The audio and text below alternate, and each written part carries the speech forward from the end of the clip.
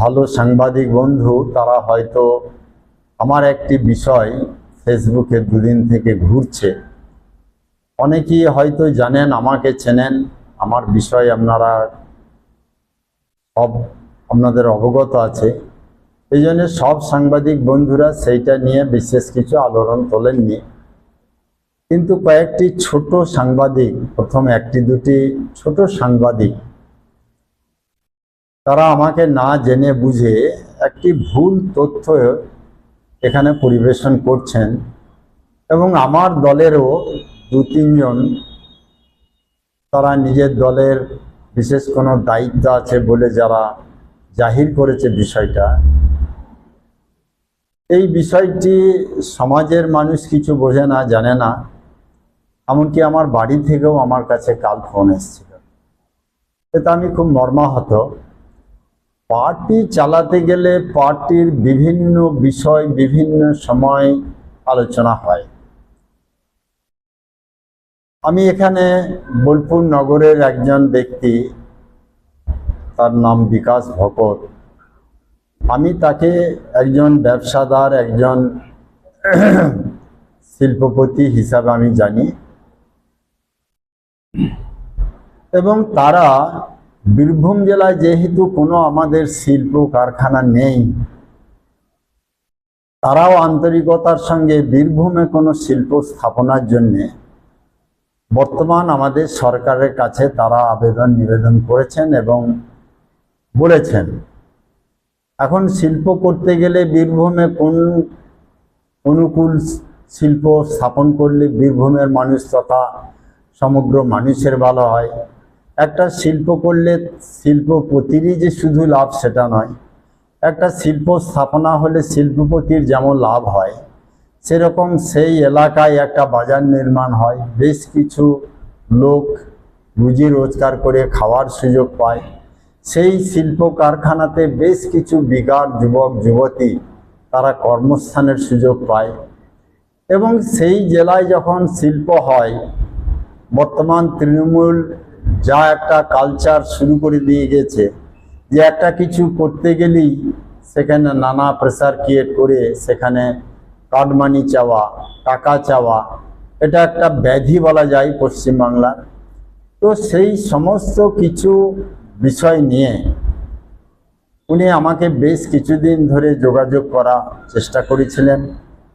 আমি যেখানে থাকি সেখানে উনি দুদিন গিয়েছিলেন, কিন্তু আমি না থাকার জন্য আমার সঙ্গে যোগাযোগ হয়নি। এবং যেদিন আমি ওনার কাছে গিয়েছিলাম, ওনার অফিসে, ওনার কাজের যে অফিস আছে সেই অফিস, সকলে মিলে যেটা প্রচার করার শুরু করেছে যে ওর বাড়িতে গিয়েছি, বাড়িতে না। এক নাম্বার, ওনাকে আমি একজন ব্যবসাদার হিসাবে জানি। আমার 1.5 বছর আসা হয়ে গেল বোলপুর জেলায়, আগেও 2 বছর প্রেসিডেন্ট ছিলাম। আমি একদিনের জন্য তাকে কোনো মিছিলে, কোনো মিটিংয়ে, কোনো রাজনৈতিক দলে আমি তাকে দেখিনি।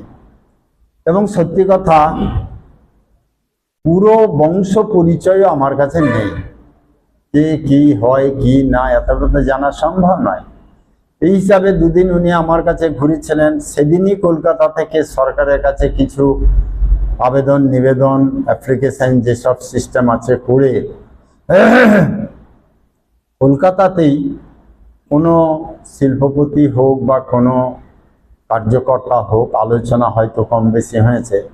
তখন জেলায় আমি প্রেসিডেন্ট, আমার সঙ্গে কি করা যায় সেই নিয়ে একটু কোনো পরামর্শ, এবং কোন শিল্প কারখানা কিভাবে করলে ভালো হবে। এবং বর্তমানে সত্যি কথা বলতে গেলে আমাদের সরকারি সহযোগিতা, আমার এখানে বীরভূম জেলাতে বোলপুর সাংগঠনিক জেলায় আমাদের সহযোগিতা, এছাড়া সেই শিল্প স্থাপনা হলে মানুষ কি কি উপকার পাবে, এই জেলার কি কি লাভ হবে, বাংলার কি কি লাভ হবে, বিভিন্ন বিষয়ে 7 মিনিট আমার সঙ্গে আলোচনা। তাতে 1 মিনিট কম হবে, তবু 1 মিনিট বেশি নয়। ওনারা যেটা বলছেন অধিক রাতে, রাত 12টায় আমি গিয়েছি, এটা সর্বৈব মিথ্যা। আমার সঙ্গে অনেকজনের দেখা হয়েছে। আমি ওই ওয়ার্ডের শক্তি কেন্দ্র প্রমুখ, আমার সঙ্গে অফিসেই দেখা হয়েছিল। এমন একটা ভাইটাল ব্যাপার, এটা তো সবাইকে বলে যাওয়ার বিষয় নয়। আমি ওকে বলেছিলাম যে ভাই আপনার ওয়ার্ডে আমি আজকে একবার যাব বিশেষ একটা কাজে। তবে ঠিক আছে, আমার দরকার আছে কি, তোমার থাকলেও হবে, না থাকলেও হবে।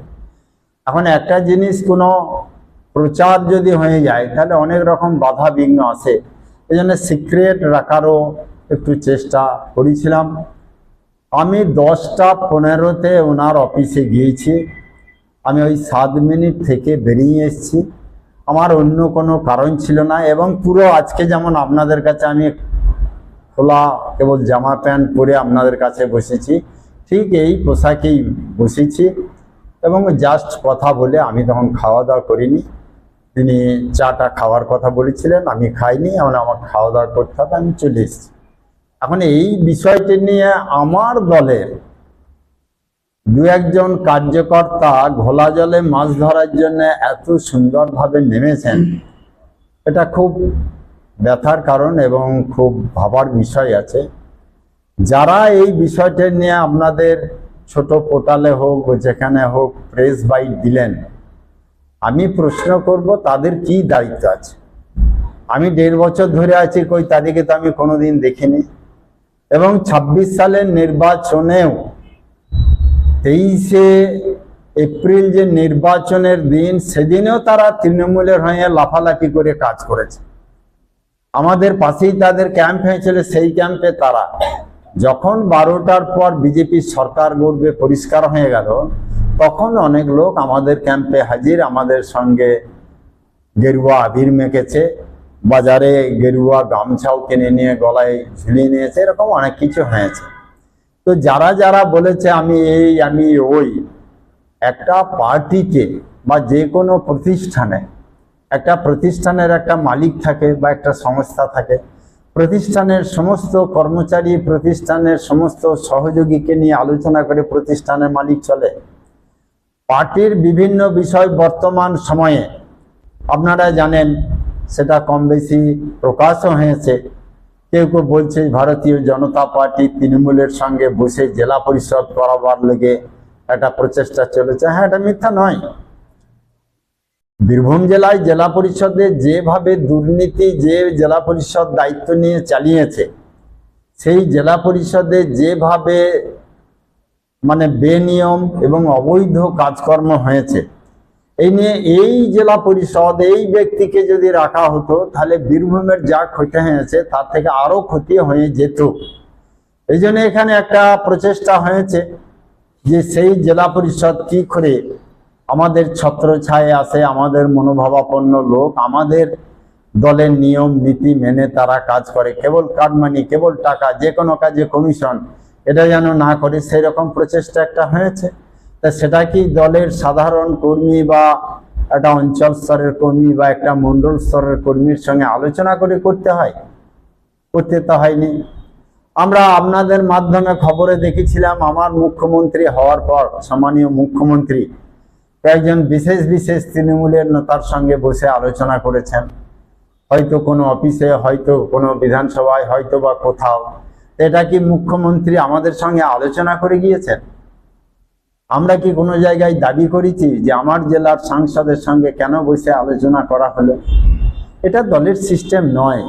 দল অনেক সময় অনেক অনুকূলতার সঙ্গে কাজ করতে হয়, অনেক প্রতিকূলতার সঙ্গে কাজ করতে হয়। দলের অনেক কিছু আভ্যন্তরীণ ব্যাপার থাকে।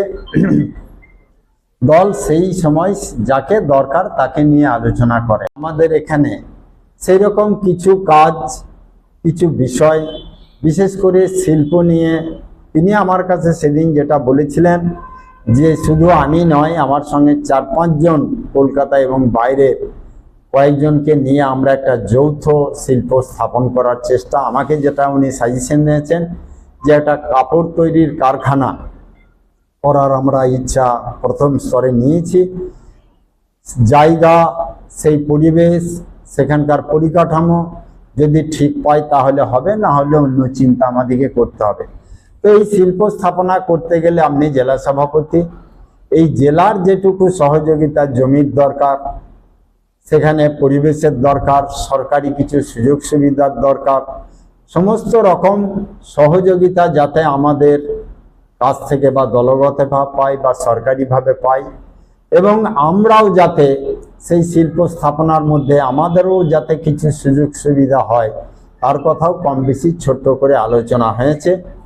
এইটুকু আলোচনার মধ্যে আর কোনো কথা নেই। আমার কোনো নেতা দেখছি রবীন্দ্রনাথের জায়গা বড় বড় কবিতা লিখছেন, বড় বড় কথা লিখছেন। এই কবিতা লেখার কি মানে হয় আমি জানি না। আমি যদি একটা সিসিটিভি ক্যামেরার ছবি যদি উদ্ধার করতে পারছি, তাহলে আপনাদের মাধ্যমে দেখি সেদিন আমি আবার দেবো। সেই প্রচেষ্টা আমার চলছে। মানে সেটা বলতে পারবো না, যেটা দেখতে পাবেন সেটাই দেখতে পাবেন। তবে এটা বলতে পারি,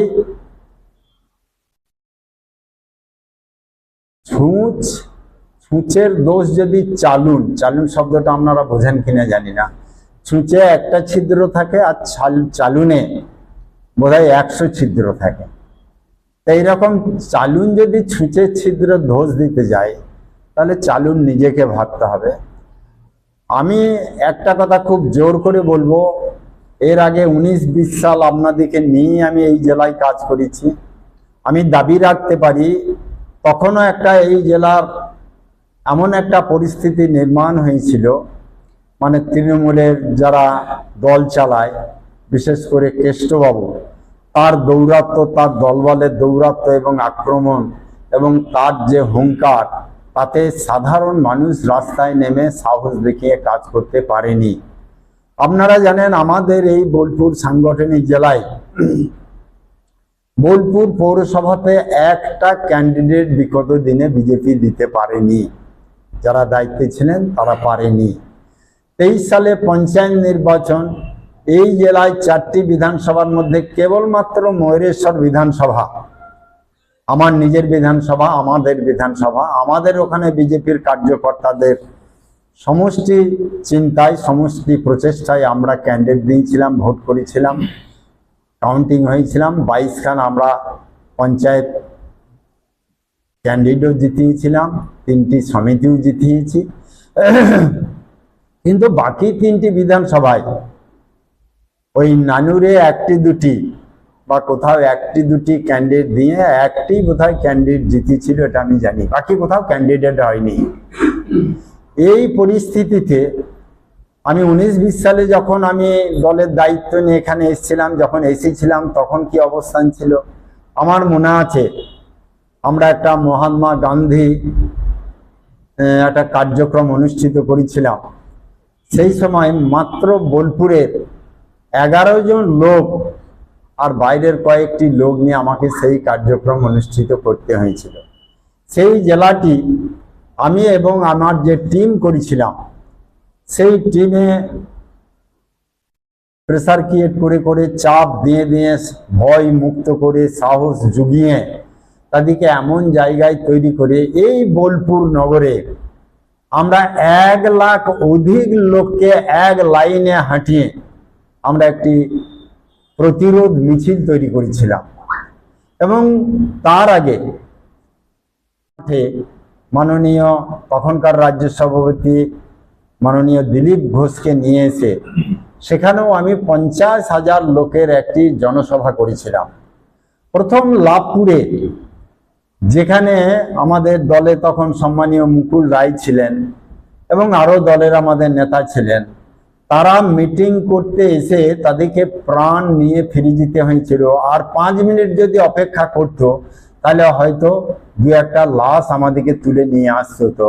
এবং যেখানে মিটিং হবে সেই মিটিং স্থানে জল ভরে দিয়ে, ট্রাক্টর দিয়ে চাষ করে দিয়ে আমার নেতাদিকে প্রাণ ভিক্ষা চেয়ে ছুটে পালিয়ে যেতে হয়েছিল।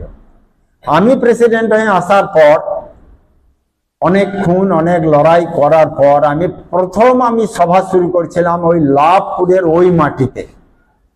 ওটা ছিল আমার কাছে জেদ, যে যেখানে আমাদেরকে মিটিং করতে দেয়নি, আমাদেরকে কোনো সভা করার পরিবেশ দেয়নি, তখন পুলিশ প্রশাসন এবং তৃণমূল দল তো কি করেছিল জানেন। কিন্তু সেখানেও আমি আমার দলকে, আমার টিমকে সঙ্গে নিয়ে, সেখানেও আপনারা যারা গিয়েছিলেন জানেন যে সেখানেও প্রায় 7-8 হাজার লোকের একটি সভা সেখানে অনুষ্ঠিত হয়েছিল। তো 19-20 সালে এইভাবে এই পরিবেশ করার পর আপনারা সকলেই জানেন যে আমি 21 সালে ক্যান্ডিডেট হয়েছিলাম। আমাদের দলে নিয়ম ছিল, এবারও সেই নিয়ম, প্রেসিডেন্ট থাকলে দাঁড়ানো যাবে না। অতএব তখন আমি প্রেসিডেন্ট ছেড়ে দিয়ে আমি ময়ূরেশ্বর বিধানসভায় প্রতিদ্বন্দ্বিতা করেছিলাম ভারতীয় জনতা পার্টির পক্ষে। এবারেও যখন আমি এলাম, আমার মনে আছে 2025 সালের 2রা এপ্রিল আমাদের সম্মানীয় রাজ্য সভাপতি ছিলেন ডক্টরেট সুকান্ত মজুমদার মহাশয়, তিনি আমাকে প্রদেশে ডেকে এই জেলার সাংগঠনিক অবস্থা, দলের অবস্থান, বিরোধীদের যে কাজ, এই নিয়ে বিস্তারিত আমার সঙ্গে আলোচনা করে। কেন আমি সম্মানীয় সুকান্ত দার টিমে আমি ভাইস প্রেসিডেন্ট ছিলাম, অতএব একসঙ্গে চলা বলা, মিটিং করা, থাকা আমাদের মধ্যে ছিল। আমাকে হঠাৎ একদিন ডেকে পাঠিয়ে সুকান্ত দা আমাকে প্রস্তাব দিলেন যে শ্যামাদা, আপনি আমার থেকে সিনিয়র কার্যকর্তা, আমি রাজ্য সভাপতি, ওই জেলাটায় যে অবস্থান তাতে ওই জেলাটাকে ফেরাতে হবে, ভারতীয় জনতা পার্টিকে প্রতিষ্ঠিত করতে হবে, তার জন্য আমার একটা কথা রাখতে হবে, আপনাকে জেলার আবার দায়িত্ব নিয়ে যেতে হবে। আগেও দল আপনাকে বীরভূমে পাঠিয়েছিল, তখন অখণ্ড বীরভূম জেলা ছিল, এখন খণ্ডিত বীরভূম জেলা। আপনারা জানেন বীরভূম এবং পূর্ব বর্ধমান নিয়ে একটি আমাদের সাংগঠনিক জেলা। তো আমি সম্মানীয় সুকান্ত দার কাছে অনুরোধ রেখেছিলাম, দাদা একবার আমি প্রেসিডেন্ট চালিয়েছি, তারপর আপনার সঙ্গে আমি ভাইস প্রেসিডেন্ট হিসাবে কাজ করেছি, আমি একটি জোনের দায়িত্বে সামলিয়েছি, আমাকে আর জেলায় পাঠাবেন না, ভালো কার্যকর্তাকে দায়িত্ব দিন, আমিও মাথা লাগিয়ে সেই জেলাকে কাজ করব। যদি আপনি কাজ করার অধিকার নেন, দায়িত্ব দিলে কাজ করা যায় না, অধিকার দিতে হয় তবে কাজ করা যায়।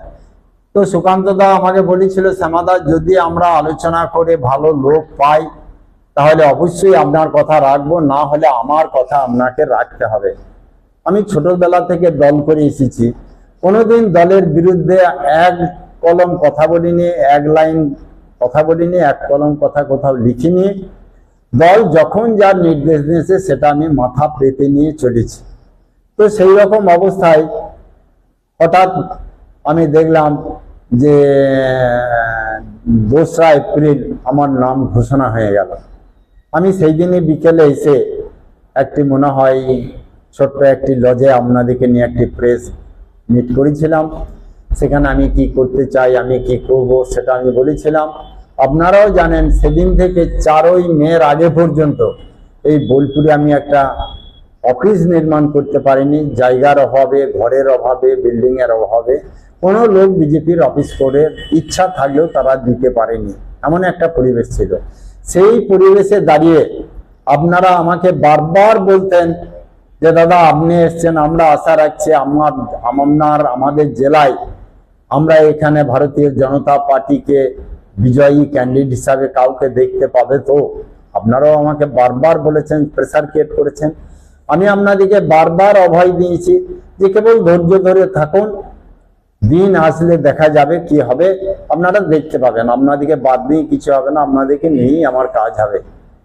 তো আমি আমার সর্বভারতীয় নেতৃত্ব সম্মানীয় সুনীল বনসলজি, তিনি আমাকে একদিন ডেকে প্রদেশে বলেছিলেন, শ্যামাদা আপনাকে পাঠানো হয়েছে, আপনাকে প্রদেশ থেকে নিয়ে গিয়ে আপনাকে দায়িত্ব দিয়েছি, আপনি অন্তত 2টো সিট আমাদের হাতে তুলে দেবেন তো। এবং সত্যি কথা বলতে সেই 2টো সিটই জিতবে বলে প্রদেশ নেতৃত্ব, কেন্দ্রীয় নেতৃত্ব সেইভাবে চিহ্নিতকরণ করেছিল এই জেলায়। আমি কিন্তু সেদিনও ভয় করে, ওনাকে যেমন শ্রদ্ধা করি ভয় করি, অনেক সিনিয়র লিডার, আমার মনে মনে হয়েছিল আমার কথা যদি না মেলে তাহলে আমাকে মনে করবে আমার কোনো কথার দাম নেই। কিন্তু আমি বারবার সুনীলজির কাছে অনুরোধ রেখেছিলাম, সুনীলজি আপনারা 2টো সিট আমার এখানে মানে সঠিকভাবে চূড়ান্ত সিদ্ধান্ত নিয়ে জেতার আশা রেখেছেন। আমি আজকে বলে গেলাম যে আমি 5টা সিট জেতাবই, পারলে 7টা সিটই আপনাকে তুলে দেবো। আমাকে 3-4 বার বনসলজি আমার কাছে রিপিটলি কথাটা জিজ্ঞেস করেছেন, আমাকে শ্যামদা শ্যামদা, উনি বলেন যে শ্যামদা আপনি সঠিক কথা বলছেন যে আপনি 5টা সিট জেতাবেন, আমার যে সার্ভে, সেই সার্ভে রিপোর্ট বলছে দুটোর বেশি সিট জিতবে না। আর আপনি কোন সাহসে, কোন বলে আপনি 5টা সিটের কথা বলছেন? আমি বনসালজিকে বলেছিলাম, বনসালজি আমি এখন জেলার একজন সভাপতি, কোন কালে কি দায়িত্বে কাজ করছি না, আর জেলা সভাপতি হিসাবে আমি বলে গেলাম আপনি 5টা সিট লিখে রাখুন, আর 2টো সিটও আমি পারলে জেতাবো, আমি 7টা সিটই আপনার হাতে উপহার হিসাবে দেবো। তো তারপরে যখন 2টো সিট আমরা হেরেছি, আপনারা জানেন এই 2টো সিট কেন হেরেছি, কি করে হারলাম, আপনারাও যেমন জানেন আমিও তেমন জানি। আমি সেদিন খুব কষ্ট পেয়েছিলাম এই 2 সিট হারাতে, মানে দল প্রত্যেক সিটকে জেতাবার আশা। আমি যদি 7টা সিট আর জেতাতে পারতাম, আপনারাও যেমন আমাকে নিয়ে আপনারা একটা আলোড়িত করতেন, আমার প্রদেশ নেতৃত্ব, কেন্দ্রীয় নেতৃত্ব আমাকে ধন্যবাদ বা বাহবা জানাতো যে কথা এই লোকটি বলে গিয়েছিল সেই কথাই মিলিয়েছে। আমি প্রথমে ওই জন্য একটু ভয়ে বলেছিলাম 5টা সিট আপনাকে দেবো, কথা দিলাম, পারলে 7টাই দেবো। কিন্তু সেই 2টো সিট আমরা আজকে হেরেছি, তাতে আমাদের অনেক কষ্ট আছে, দলের অনেক ক্ষতি হয়েছে। প্রপার এই জেলা বোলপুর মেন জায়গা, এখানে মেন শহর এবং এই বোলপুর সাংগঠনিক জেলা, এই সিট হারাতে আমাদের সাংগঠনিকভাবে দলীয়ভাবে অনেক ক্ষতি হচ্ছে। তো তার জন্য আমি কি ধরনের কার্যকর্তা, আমি কেমন কর্মী, আমি চলি কেমন ভাবে, আমি বলি কেমন ভাবে, আমি কি খাই, আমি কেমন করে চলি, অনেকজন, এমনকি আগের ডিএমও আমাকে একটা কথা বলেছিলেন যে আপনি কোনো সিকিউরিটি নিচ্ছেন না, আপনি সেইভাবে চলছেন, সেই একটা গাড়িতেই 2টো একটা ছেলে নিয়ে ঘুরছেন, এটা কেন পরিবর্তন করছেন না? এখনো অনেকে বলে এখন তো সবার কাছে সিকিউরিটি আছে, অনেকের 2টো 3টা 4টা গাড়ি আছে, আপনি কেন নেন না? আমি জানি যে সাধারণ মানুষের সঙ্গে মিশে, সাধারণ মানুষের সঙ্গে যদি আমি থেকে সাংগঠনিক কাজ করতে পারি, সাধারণ মানুষ আমাকে চট করে বিশ্বাস করবে, ভরসা করবে, আস্থা রাখবে এবং বিশ্বাস ভরসা রেখে তারা আমাদের কথা শুনে কাজ করবে। আজকে তাই হয়েছে। আজকে সেই জেলায় দাঁড়িয়ে আজকে 5টা সিট আমরা জিতেছি। আমার সাংগঠনিক জেলায় 2টো, একটা পূর্ণমন্ত্রী, একটা প্রতিমন্ত্রী আমার জেলা আমরা পেয়েছি। অতএব মন্ত্রীরাও খুব আনন্দের সঙ্গে তারাও কাজ করছে, আমার এমএলএ যারা বিধায়ক হয়েছেন তারাও কাজ করছে। অতএব আমরা সবাই মিলে মিশে কাজ করছি। কিন্তু এই কথা ওখানে আমি ওই যারা প্রেস বাইটটা দিয়েছিল তাদের কথা শুনেছি, যদি আমাদের সভাপতি সঠিক থাকে তাহলে অফিসে বসে তিনি প্রেস করে তার সত্যতা জানাবেন। আমি তাই তাদের কথাকে মর্যাদা দিয়ে আজ অফিসের মধ্যেই আপনাদেরকে ডেকে আমার সত্যতা জিনিসটা উদ্ঘাটন করলাম। এর মধ্যে কোনো চালাকি নেই। আপনারাও আমার কাছে অনেকবার দাদা হিসাবে আপনারা আবদার করেছেন, দাদা এই করতে হবে, তাই করতে হবে। আমি আপনাদের নির্বাচনের পর বলেছিলাম যে না, সাংবাদিক বন্ধুদের নিয়ে একদিন আমিও একটা পার্টির ব্যবস্থা করব। সেটাও আজ আমি বলতে বাধ্য হয়েছি। আপনাদেরকে দেখে আমার লজ্জা লাগে, আমি সময় এবং ঠিক টাইম এখনো করে উঠতে পারিনি। এটার পিছনে আর একটাও কারণ, আজকে বোলপুর অখণ্ড জেলায় যে আমাদের 11টা বিধানসভা প্রদেশের দায়িত্ব নিয়ে কাজ করেছি। আমি জঙ্গলমহলে 5টা জেলার দায়িত্ব নিয়ে বাঁকুড়ায় কেন্দ্র করে, জেলায় 3টা এমপি 22টা এমএলএ জেলায়, বহরমপুরকে কেন্দ্র করে প্রায় 7 বছর কাজ করেছি। পরে আমি বাঁকুড়াতে কাজ করার পর আমি কলকাতাতে থেকে কাজ করেছি। আবার এসে আগে সিউড়িতে ভাড়া নিয়ে থাকতাম, এখন বোলপুরে ভাড়া নিয়ে থাকি। কোনো একটা লোক যদি আমার সম্পর্কে বলে দিতে পারে যে এই লোকটার কোনো রকম দুর্নীতি আছে, কোনো রকম অন্যায় কাজ করে, কোনো রকম অন্যায়কে প্রশ্রয় দেয়, এই জেলায় যা আমার পার্টির ব্যানার নিয়ে, পার্টির ঝান্ডা নিয়ে কিছু কিছু লোক এমন করছে, তার বিরুদ্ধে আমি কি লড়াই চালাচ্ছি, কিভাবে সেইগুলোকে বন্ধ করার কাজ করছি আপনারা জানেন। অতএব আমি জানি, আমি যে কোনো দায়িত্ব নিয়ে মায়ের পেট থেকে জন্মগ্রহণ করিনি। দল যদি মনে করেন যে আমাকে নিয়ে দলের উপকার হবে, দলের ভালো হবে, সংগঠনে ভালো হবে, তাহলে দল সংগঠন আমাকে সেই দায়িত্ব দেবেন। আর দল যদি মনে করেন যে আমাকে নিয়ে দলের সংগঠনের কোনো ভালো হবে না, আমাকে যে জায়গায় দেবে সেই জায়গায় থাকবো। আর যদি জায়গা না দেয় তাহলে আমি একজন সাধারণ কর্মী, সাধারণ ভোটার হিসাবে কিন্তু বিজেপির ভোটার হিসাবে সারা জীবন থাকবে, এটা খুব পরিষ্কার বলতে পারি। অতএব এইরকম জায়গায় দাঁড়িয়ে কয়েকজন নেতৃত্ব যেভাবে কাদা ছোড়াছুড়ি করা শুরু করেছে, দলের ভাবমূর্তি নষ্ট করছে, এটা খুব আমাদের দুঃখের এবং বেদনার। তাই আপনাদের মাধ্যমে আমার কথা শুনে আমাকে বিভিন্ন জেলা থেকে যারা আমাকে খুব ভালো করে চেনে তারা আমাকে ফোন করেছে। আমি সব থেকে ব্যথিত হয়েছি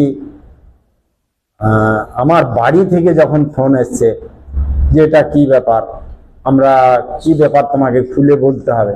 আমি বাড়িতে বলেছি, আমার গ্রামে বলেছি। তো এই ব্যাপার আজও আমি জনসাধারণের কাছে বলছি, যদি মনে হয়ে থাকে ওই শিল্পপতির অফিসে যাওয়াটা আমার ভুল, তাহলে আজকে আমি মাথা পেতে ভুলটা স্বীকার করছি। আমি অত মার কাজ বুঝি না, আমি সাদা সরলভাবে চলি, আমি সবাইকে বিশ্বাস করি, ভরসা করি। অতএব তার শিল্প কারখানা নিয়ে যেটুকু আলোচনা, তাহলে আমি যদি মনে করতাম এই ধরনের কাজ অনেক কিছু হবে, তাহলে আমি নিশ্চয়ই ওই ভুলটা করতাম না।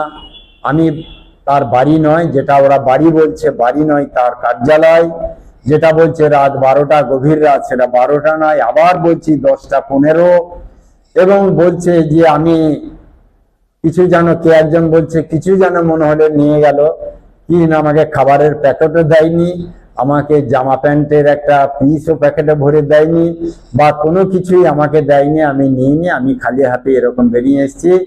এবং সব থেকে আমি একটা ব্যথার সঙ্গে কথা জানাবো, যারা নিয়ে আজকে এটা নিয়ে কাদা ছোড়াছুড়ির চেষ্টা চলছে, আমি বলতে পারি 4 তারিখের পর তাদেরকে চারদিকে ঘিরে যারা ধরে আছে তারা কারা। আজকে প্রত্যেকটি ওয়ার্ডের বিভিন্ন ধরনের কার্যকর্তা এবং যে কবিতা লিখছেন এইরকম অনেক কার্যকর্তা, তাদের পাশাপাশি যারা ঘুরছে, যেখানে গিয়ে মিটিং করছে, যাদেরকে বেশি গুরুত্ব, তারা কারা? তারা তো 1 নম্বর তৃণমূলের লোক। তাহলে তারা কি দলের কাছে অনুমোদন নিয়েছেন? তারা কি দলে বসে বৈঠক করে কোনো আলোচনা করেছেন? কোনো কিছু না করে কোনো সুবিধার্থে তেনারা করছেন। অতএব তেনারা যদি এইভাবে করেন, আমি তো ওই রকম তাকে দলে যোগদান করিনি, আমি দল তার কাছে বিক্রি করতেও যাইনি, আমিও বিক্রি হয়নি। আমি প্রথম দিনই, যেদিন আমাকে অফিসে এক মিডিয়া বন্ধু বলেছিল যে দাদা তাহলে কি বিজেপির মধ্যে কোনো, আমি বললাম ভাই, যদি বীরভূম জেলাতে শ্যামাপদ মণ্ডল অরিজিনাল বিজেপি হতে না পারে, তাহলে কে অরিজিনাল বিজেপি সেটা তাকে দেখাতে হবে করে। এটা আমি খুব জোর গলায় বলতে পারি। অনেকজন বিজেপিতে এসেছে, অনেকজন মাঝে বসে গিয়েছে, আবার হয়তো এসেছে, চলাফেরা, ঘর যাওয়া আসা এইসব করেছে, কিন্তু এই লোকটি যে দায়িত্বে একদিন তার কোনো পরিবর্তন নাই। দলও আমাকে যথেষ্ট গুরুত্ব দিয়েছে, যথেষ্ট জায়গা দিয়েছে। আমাকে কে চিনত? আমি একজন মধ্যবিত্ত সাধারণ পরিবারের ছেলে। অতএব দল আমাকে বিভিন্ন সময় বিভিন্ন দায়িত্ব দিয়ে, প্রদেশের দায়িত্ব আমাকে 18 সালে পঞ্চায়েত প্রমুখ করা হয়েছিল প্রদেশের, তাই দল সেটা আমাকে করেছিল। আমি তাই প্রদেশ মূলে কাজ করেছি। 10টা জোনের দায়িত্ব দিয়েছে, 5টা জঙ্গলমহলে 5টা জেলার দায়িত্ব দিয়েছে, এবং আমি যেখানে যেখানে গিয়েছি সেখানে সেখানে খুব ভালো সাংগঠনিক কাজ হয়েছে। অতএব দলের প্রতি সেই কৃতজ্ঞতা রেখে, এবং আপনারা যারা এসছেন আজকে, সেই যে অপপ্রচার একটা বিরুদ্ধে করা হলো আমার এবং আমার দলের উপর, যে কালিমা লেপনের চেষ্টা হলো, আমি আপনাদের কাছে আশা রাখবো আপনারা সঠিক তথ্যকে পরিবেশন করে সেই মিথ্যা যে প্রচার, সেটা যাতে কিছুটা হলেও নষ্ট হয় এবং সত্য ঘটনা প্রচারে আসে। এবং আমার জেলায় আমি আজও আছি। গতদিন আপনারাই কয়েকজন প্রশ্ন করেছিলেন যে আপনার দলের কিছু কিছু নেতা কর্মী কার্যকর্তারা এখানে সেখানে কাটমানি নিচ্ছে, ভয় দেখিয়ে চাষ বন্ধ করে দিচ্ছে, কিংবা টাকা নেওয়ার জন্য মারধর করছে, তার জন্য আপনি কি করবেন?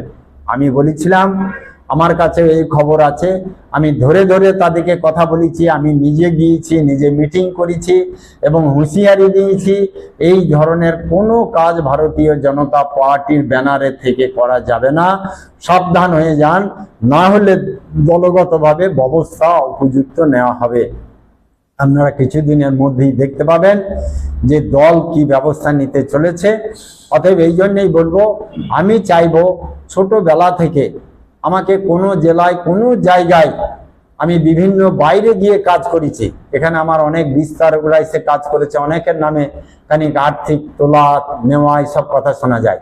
আমার জন্য কোনো জেলায় আজ পর্যন্ত আমি যেখানে পূর্ণকালীন হিসেবে কাজ করেছি একজন কার্যকর্তা বলে দিতে পারবে যে এই লোকটাকে আমরা কোনো সময় হাত খরচার জন্য খাওয়ার জন্য 500 টাকা 1000 টাকা হাতে দিয়েছি, নিয়ে নিয়েছে? আমি বর্ধমানে আমার বাঁকুড়ার যখন জোনের নির্বাচন শেষে আমাদের তখন সংগঠনের দায়িত্বে ছিলেন মাননীয় কেন্দ্রীয় নেতা শিবপ্রকাশ, আমাকে নিয়ে গিয়ে বর্ধমানে তিনি নিয়ে এলেন। বর্ধমানের নির্বাচনের পর সেখানকার ক্যান্ডিডেট আমাকে প্যাকেটে ভরে একটা টাকা দিতে এসেছিলেন যে শ্যামাদা আমার এখানে অনেক কজন থাকলেন, খাওয়া দাওয়া হয়েছে না হয়েছে এইটুকু আপনি রাখুন, আপনি গাড়ি খরচা এই খরচা। আমি পরিষ্কার সেই কার্যকর্তা যদি আসে আমি আপনাদের সামনে বসিয়ে বলে দেবো। আমি ওনাকে বলেছিলাম দেখুন আমার থাকা, আমার খাওয়া, আমার গাড়ি সব আমার দল ব্যবস্থা করেছে, অতএব দাদা আপনার কাছে আমি কোনো খরচা নিতে পারবো না, আমি দল আমার ব্যবস্থা করেছে সেই ব্যবস্থাতেই চলবো। এইরকম একটা লোক আজকে আমার যদি অনেক নেতার শুনছি কেউ নেতা 10,000 টাকা দামের জুতো পরছে, কেউ শুনছি সে নাকি ঘর বাড়ি কিনে ফেলেছে, গাড়ি কিনে ফেলেছে, গাড়িতে এরকম সাইনবোর্ড নিয়ে ঘুরে বেড়াচ্ছে, কিন্তু আমার সেই পার্টির দেওয়া সেই ঠংঠঙা গাড়িটাই আছে, মাসে 3 বার গ্যারেজে দিতে হয়। আমি প্রদেশকে একবার বলেছিলাম গাড়িটা পরিবর্তন করে দিন, গাড়ি চালার ন্যূনতম ব্যবস্থাটুকু প্রদেশ একটু করে দেয়, সেই ব্যবস্থাতে আগেও চলেছি আজও চলছি। বোলপুর শহরে বোলপুর জায়গায় পার্টির সুবাদে কোনো সময় হয়তো কাউকে কিছু সমষ্টিগতভাবে হয়তো বলতে হয়, কিন্তু ব্যক্তিগতভাবে আমি কাউকে আজ পর্যন্ত কিছু বলিনি, এবং যা কিছু বলেছি দলের স্বার্থে, যা কিছু বলেছি সাংগঠনিক কাজের স্বার্থে, সেই কাজ আপনারাও আমাদেরকে সর্বতভাবে সহযোগিতা করেছেন। যে জেলায় আমি 2রা এপ্রিল দায়িত্ব নেওয়ার পর নয় যে 2.5-3 মাসের মধ্যে এখানে 12-14 হাজার নিয়ে বোলপুরের মাটিতে মিছিল করেছিল, এবং আমার নেতা আজকের যিনি মুখ্যমন্ত্রী সম্মানীয় শুভেন্দু অধিকারী কাজের মাধ্যমে আজকে আমরা বোলপুর সাংগঠনিক জেলায় 5টা সিটকে জেতাতে পেরেছি। আর আপনাদেরও সহযোগিতা আছে, আপনাদের কাজ আমাকে অনেক এগিয়ে যেতে সাহায্য করেছে। তাই আজকে আপনাদের মাধ্যমে আমি বলবো ওইরকম একজন ব্যবসাদার বা একজন শিল্পপতি তার তৃণমূলী তারাই সেইটাকে, আপনারা কোনো সাংবাদিক বলতে পারবেন যে ব্যক্তির কাছে গিয়েছিলাম তাকে কোনোদিন কোনো দলের মিছিলে ঝান্ডা কাঁধে ঘুরতে, কোনোদিন মঞ্চে বসে থেকে তাকে ভাষণ দিতে, কোনোদিন জায়গায় তাকে সভা সমিতিতে যে কোনো, আজ পর্যন্ত দেখিনি। আমি ওর বাড়ির লোকেরও পরিচয় ঠিক জানি না।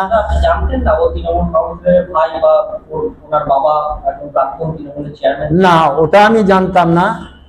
আমার এখানে 3-4 জন ভকতে, একজন ভকত আমাদের উদয় ভকত, উনি মারা গিয়েছিলেন, উনি প্রথম ওনার সঙ্গে আমার পরিচয় করিয়েছিলেন যে ইনি আমাদের ভকত ফ্যামিলির এইরকম। আমি কিন্তু সঠিক জানতাম না যে ওই পরিবারের উনি লোক।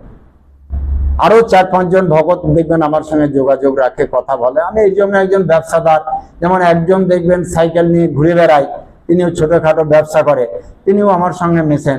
আর একজন বিকাশ ভকত, আমি এই বিয়ের কোন কোন বিকাশ ভক্ত এটাও আমার জানা ছিল না।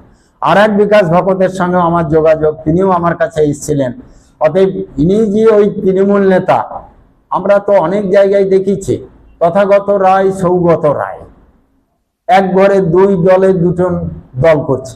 অনেক জায়গায় দেখা যায় বাবা এক দল করছে, ছেলে এক দল করছে, এরকম দেখা যায়। তো এইরকম কোন পরিবারে কেউ যদি এক পরিচয়, উনি সেদিনই কলকাতায় আমার সরকারের কাছে তিনি ওই শিল্প কারখানা নিয়ে তিনি দরবার করেছেন, আবেদন রেখেছেন যে সরকারি নিয়মে যেগুলো করতে হয়। সেখান থেকে এসে উনি ফোন করেছেন।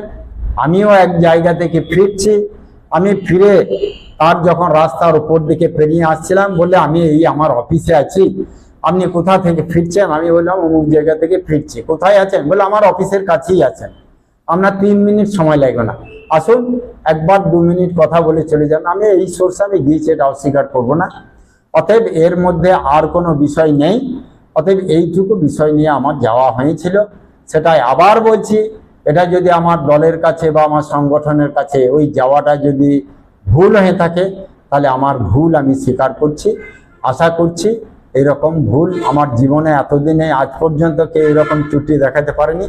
আজকে একটা সামান্য ত্রুটি, এই ত্রুটিটা এমন কিছু বিষয় নাই। তবে আমিও জানলাম যে আমার দলের এখানে এত সেন্টিমেন্ট আছে। প্রদেশ স্তরে আমরা দেখলাম যে তারপর অনেকগুলো এমপি আমার দলের কাছে চলে গেল, আমার কোনো কোনো নেতা এমপিদের বাড়িতে চলে গেল। এই নেতারা আমরা কি কোনো কথা জিজ্ঞেস করতে পেরেছি? আমার এখানকার আমার জেলার এমপির কাছেও আমার নেতারা গিয়েছে, আমি কিছু বলেছি? দল যেখানে মনে করবে, দল তো চাণক্যের নীতি নিয়ে চলে, কখন কাকে প্রয়োজন, কাকে কখন নেবে, কাকে কখন ছাড়বে, এটা দলের তো একটা পলিসি থাকতেই পারে।